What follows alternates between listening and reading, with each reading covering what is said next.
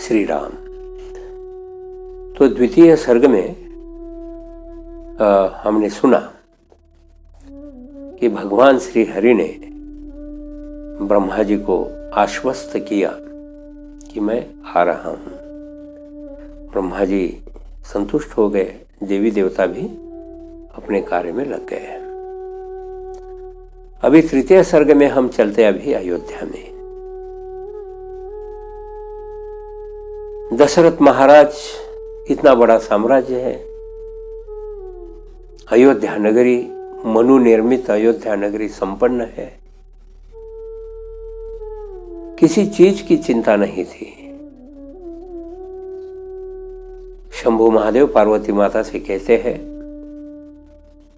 हे देवी, अयोध्या में दशरथ महाराज के पास सब कुछ था, लेकिन वो संतुष्ट और आनंदी नहीं थे। दशरथ महाराज चिंतन कर रहे थे, चिंता भी कर रहे थे। तो एक दिन दशरथ महाराज जी ने कुलाचार्य वशिष्ठ जी के सामने अपने मन के हृदय की भावना प्रकट की। दशरथ महाराज ने प्रश्न पूछा, हे आचार्य, मेरा प्रश्न है, मुझे सुलक्षणों से संपन्न पुत्र किस प्रकार हो सकते हैं?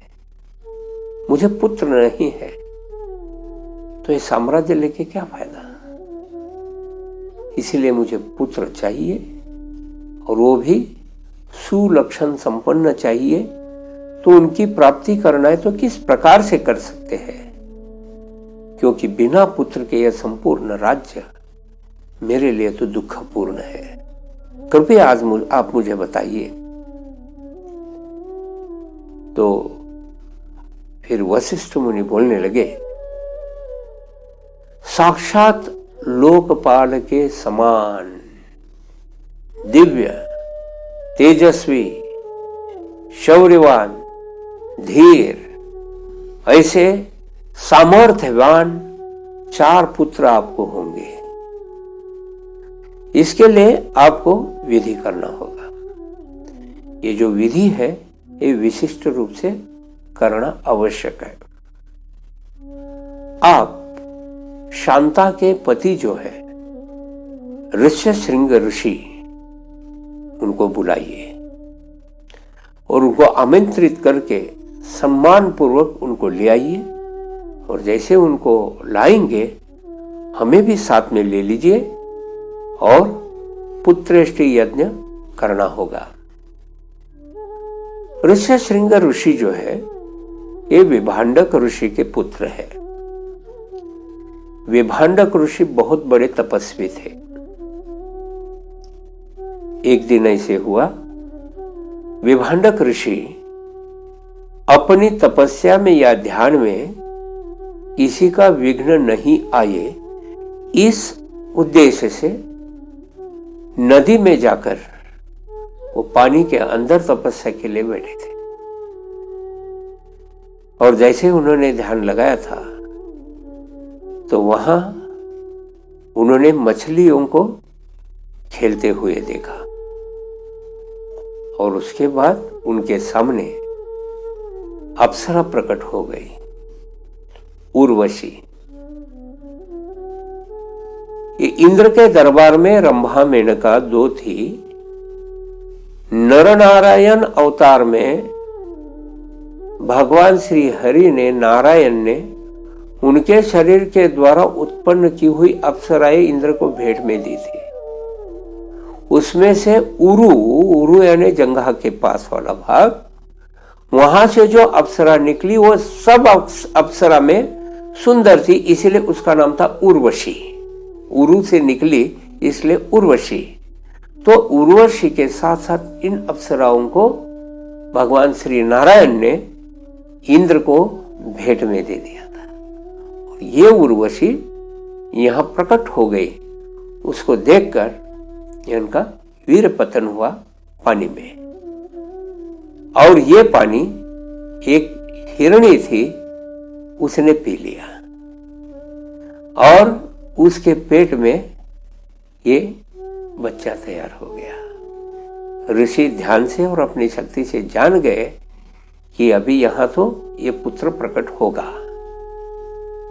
तो उन्होंने पहले ही जान लिया कि अभी इसकी मां तो हिरणी है, तो जैसे पैदा होगा मनुष्य रूप में आएगा तो भी उसको सिंह हो सकते हैं।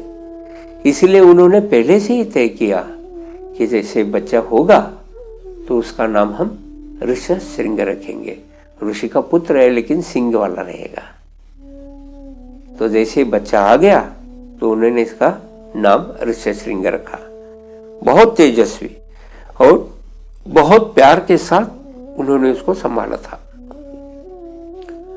उसको किसी के साथ मिलने नहीं दिया, उसको स्त्री का दर्शन भी कभी नहीं कराया, आश्रम छोड़कर कहीं जाने नहीं दिया। एक बार अंग देश के राजा रोमपाद दशरथ महाराज के खास मित्र थे, लेकिन उनके राज्य में सूखा हो गया,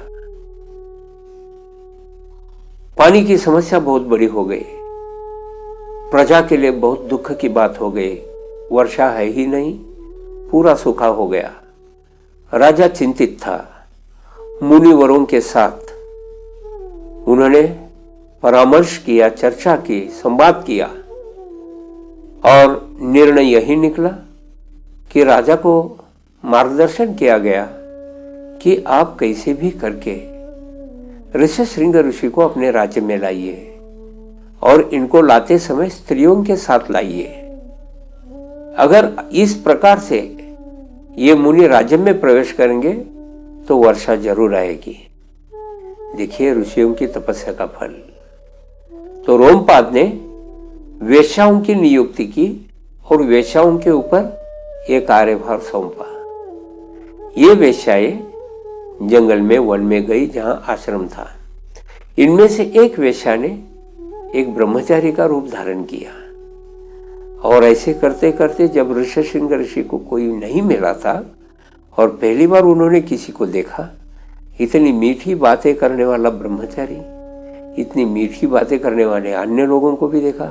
आश्चर्य हुआ, बहुत खुश हो गए और बातों बातों में उनको जंगल से बाहर निकाल कर वो अंग देश तक लेकर आए। जैसे अंग देश में आ गए, रोमपाद राजा बहुत प्रसन्न हो गए। उन्होंने उनका स्वागत किया। जैसे स्वागत और चरण स्पर्श किया, वर्षा चालू हो गई, पानी ही पानी हो गया। और वैसे उनको वो अपने राज्य में लेकर आए, सम्मानित किया और फिर उनकी कन्या थी शांता के साथ उनका ब्याह किया। शांता वास्तव में दशरथ महाराज की पुत्री है। दशरथ महाराज को पहले एक कन्या हो गई थी और रोमपाद के पास कोई नहीं था, तो मित्रता के रूप में उन्होंने मांगा था और दशरथ महाराज ने शांता को उनको दे दिया था। शांता वही बड़ी हो गई थी।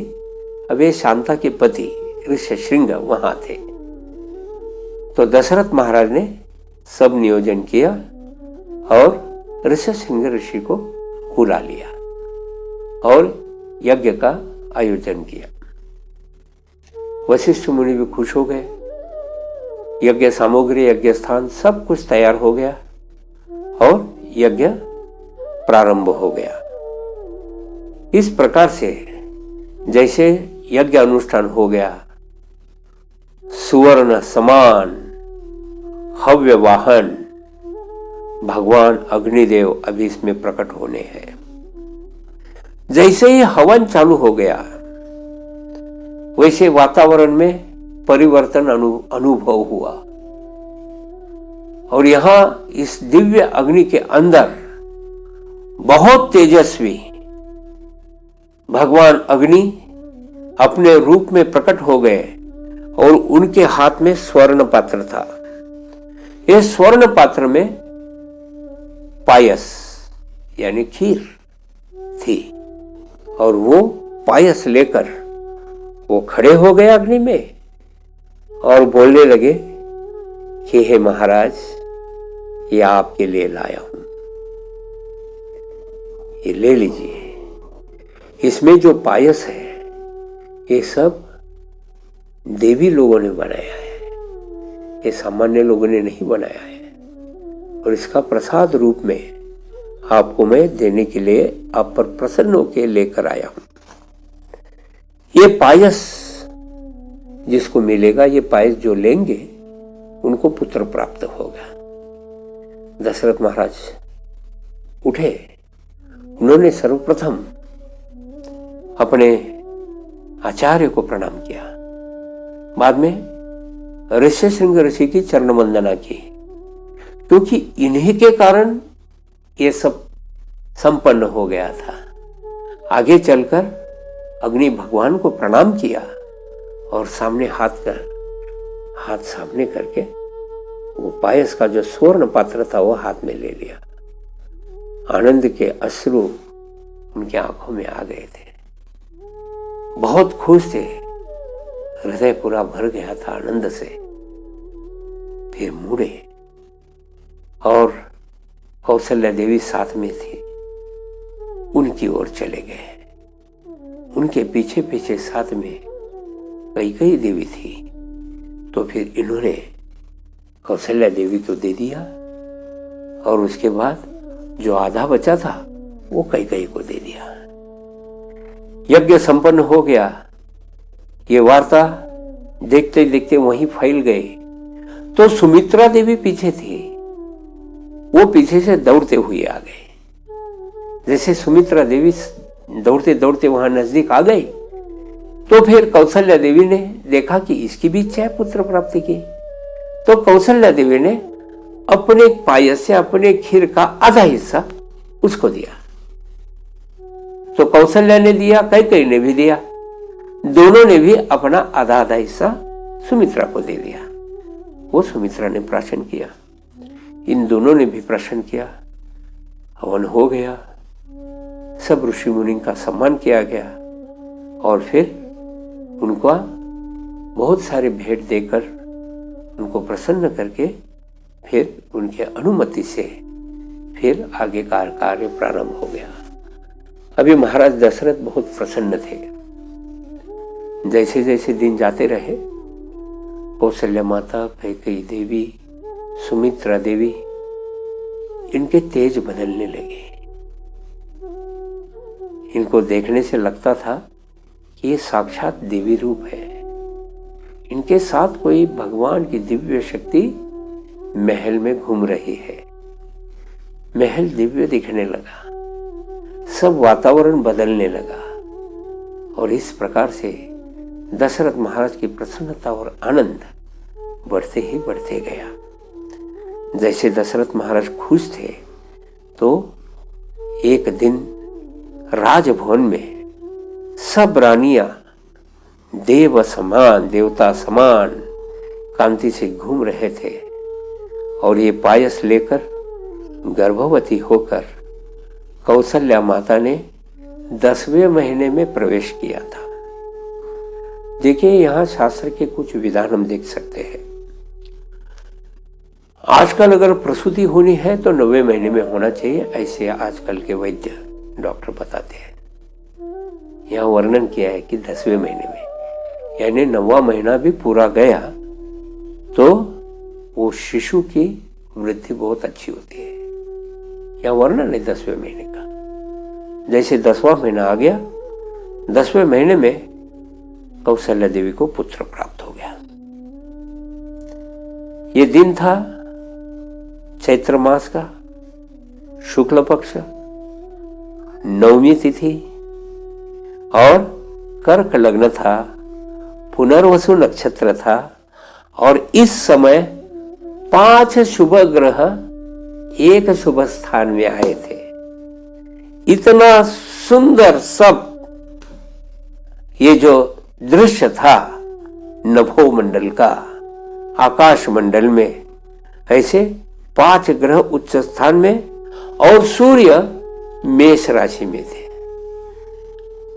इस दिन मध्याह्न में जब सूरज सर पे माथे पर आया था, उसी समय इस जगन्नाथ भगवान श्री हरि इनका आविर्भाव हो गया।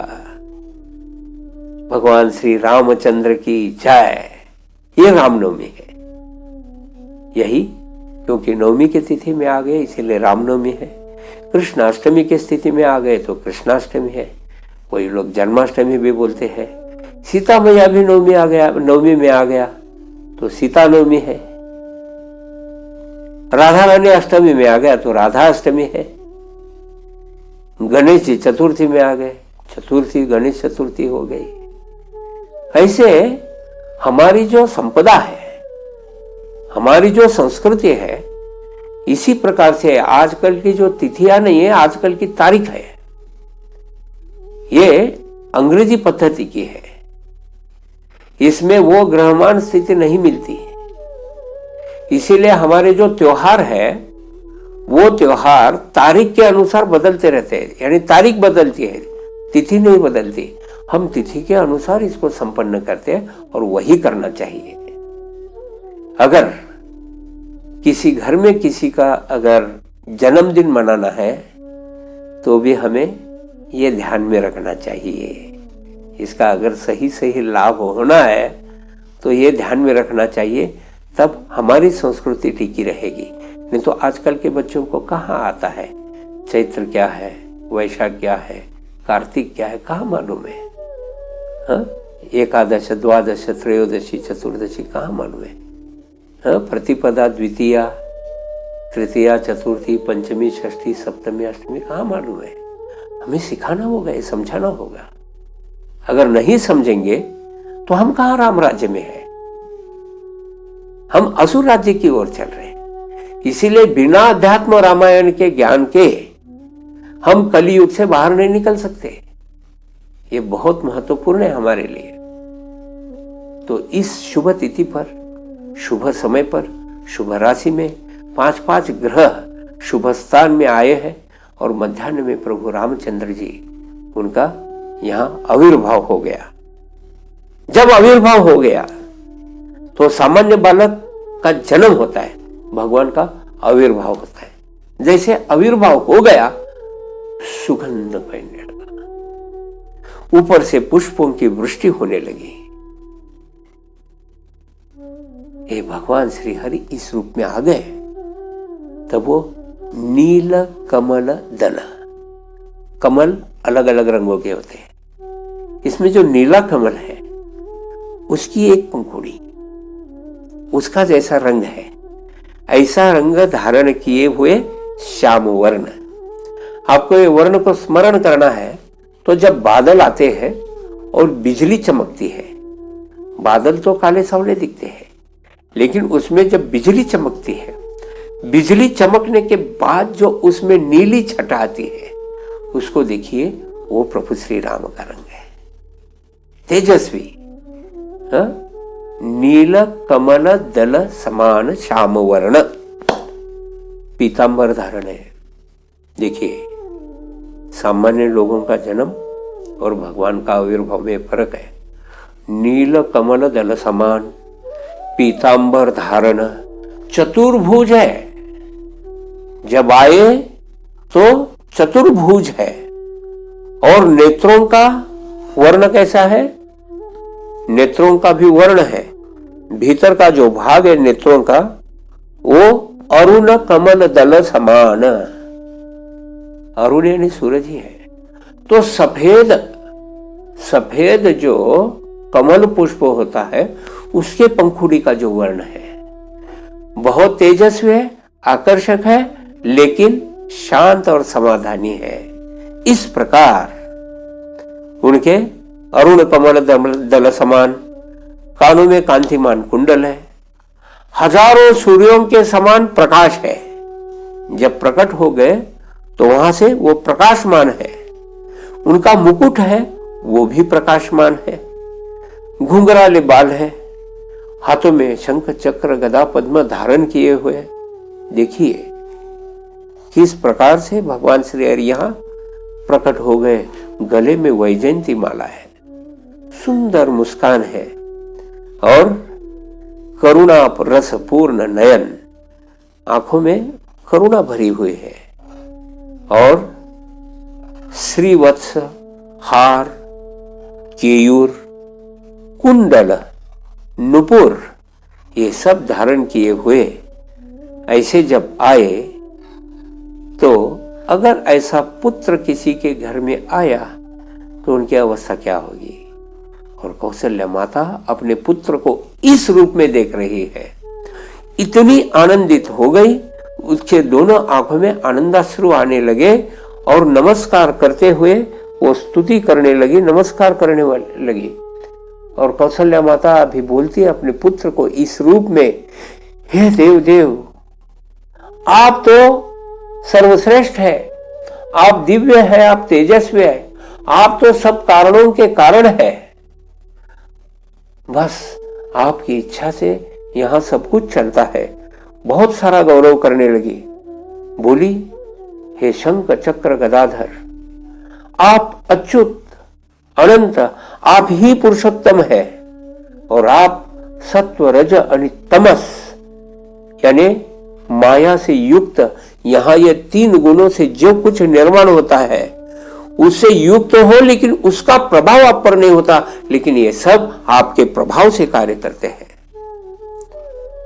हे प्रभु, आप विश्व की रचना करते हो, पालन भी करते हो, संहार भी आप ही करते हो, आप करता नहीं है, फिर भी लोगों को लगता है कि आप कार्य करते हैं। आप बोलते नहीं हो, लेकिन लोगों को लगता है कि आप बोलते हो। आप चलते नहीं हो, लेकिन लोगों को लगता है कि आप ही चलते हो। आप सुनते भी नहीं हो, लेकिन लोग समझते हैं कि आप सुनते भी हो, क्योंकि लोगों को ऐसा प्रतीत होता है आपके माया शक्ति के कारण। श्रुति तो कहती है आप प्राण और मन से रहित शुद्ध परमात्मा है, आपको प्राण और मन का कोई संबंध नहीं है। आप शुद्ध परमात्मा होने के कारण ये दोनों से आपका कोई संबंध नहीं है और आप सुबुद्धि पुरुषों को ही साक्षात्कार में अपना रूप दिखाते हैं। जो अहंकारी है, जो अज्ञानी है, जो आपको जानना नहीं चाहते हैं और जो ईर्ष्या करते हैं, ऐसे लोगों को आप दिखते भी नहीं हो। आप सब में समान दृष्टि भाव रखते हो और आप इतने दयालु हो, इतने दयालु हो, यह सब होने के बावजूद भी बड़े बड़े ऋषि मुनि बड़ी बड़ी तपस्या करके आपको जानना चाहते, देखना चाहते हैं, लेकिन आप इतने कृपालु हैं कि आप कृपावश मैं माया में बंधी हुई ऐसी स्त्री के गर्भ में आप में प्रवेश करके और मेरे पुत्र रूप में आप प्रकट होके आपने मुझे कृतार्थ किया है। आपने मुझ पर बहुत बड़ी दया की है और यही आपकी भक्त वत्सलता है। आप भक्त वत्सल है, भक्त के लिए आप कुछ भी स्वीकार करते हैं। मैं तो मोह माया संसार में थी, मेरे हृदय में आप सतत रहे, ऐसा मुझे आशीर्वाद दीजिए और किसी स्थिति में माया मुझे नहीं व्यापे, ये भी मुझे आशीर्वाद दीजिए। मैं अभी आपसे निवेदन करती हूं, कृपया आपका ये जो रूप है, ये इस रूप का, इस अलौकिक रूप का उपसंहार कीजिए। आप मेरे पुत्र रूप में आए हैं तो एक सुंदर कोमल बालक के रूप में आप मेरे सामने आइए।